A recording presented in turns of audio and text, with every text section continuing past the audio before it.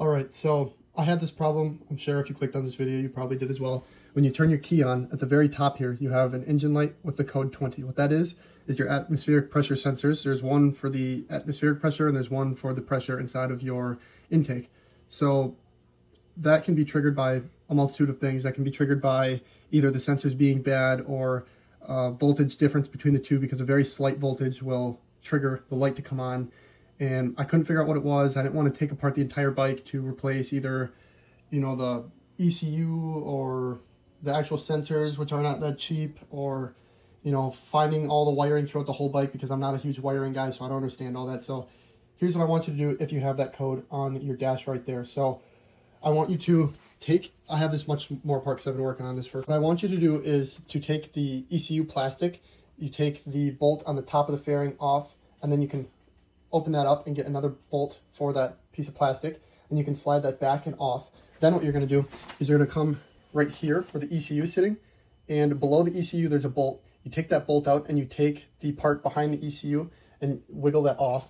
Now you would be able to see this wire harness right here. It is on the clutch side, and it is right about at the top of the tube here. And this is going to be all wrapped up. And the reason I'm telling you that is because you're going to want that visible. So when you turn this off again, you have to hold the up and mode button at the same time as turning your key on. So I'm just going to do that real quick. Holding that. Key on. Keep holding that button. You're going to wait until the diagnostics come up. Now here's your diagnostic screen. You let off the buttons. You hold the same two buttons one more time. When you see ECU, hold them. It changes to diagnostic. You're going to let go and hold them again.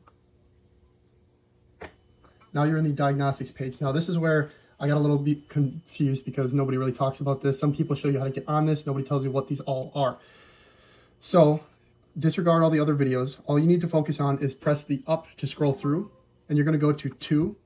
What 2 is your atmospheric pressure for the outside, and that is right now reading at 99. You're going to press up one more time, and 3 is your intake atmospheric pressure. And it seems like from all the research I've done, this is the problem child right here that is causing your issue. So if you scroll back and forth, hopefully the phone focuses here a little bit. If you scroll back and forth between 2 and 3, if they read off at all, you will get a light code 20 on the dash, and that's what we're working with here. So what I want you to do is to go on 3 right here on the intake atmospheric pressure, and you're going to come down here, and this wire harness that's all wrapped up like this, you're going to squeeze it and wiggle it and watch that bottom number and see if it changes.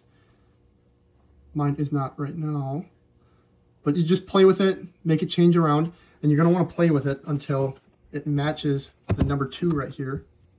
You'll play with it until it does that, and then you'll shut your key off and back on again and see if that code goes away. If that's the case, then you have a bad connection in this wire harness right here, and that's where you see I've taken everything apart. You have to take the front fairing off, makes it incredibly easier. Then you're going to slide the ECU out. There's a bolt behind the ECU, and then you're going to take the 2 bolts off here and here. And then obviously there's little plastic tabs up under the front here that you're going to have to take off to get the fairing off. And then once you get the fairing off and all these bolts out and the ECU down here hanging, there's going to be a plastic tab right here that you're going to want to take off, and then you're going to have to pop this up and off. Then you can slide the ECU tray out of here. And then what you can do is cut this zip tie right here to give this big wire harness some extra play. So you can slide this down as well as the ECU hanging here. It gives you a little bit more room to work. And what you're going to have to do is unwrap all the electrical tape around these wires, and it'll end up showing 3 different little, I guess, like paths in here. Anyways, you get in there and you are looking for, move my light, you see the little heat shrink wire, the black one in between all that says ES.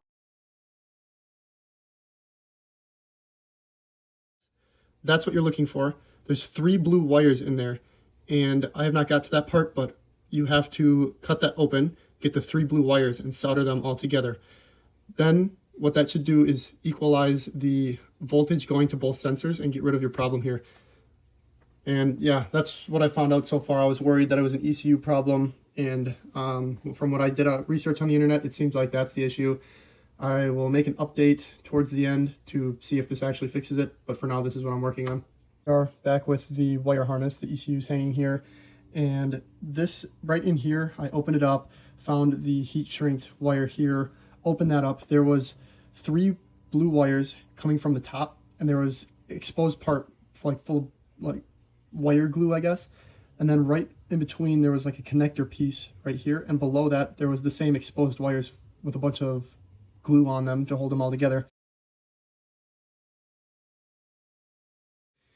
And what I did was I stripped that back, opened it up, used WD-40 contact cleaner to kind of clean up some of the glue that was on the wires, just so I could get the best connection. And I wanted to make this process as simple as possible, so I saw some people cut it out, added their own wire. All I did was, like I said, I cleaned it all out, and I got it as bare as I could.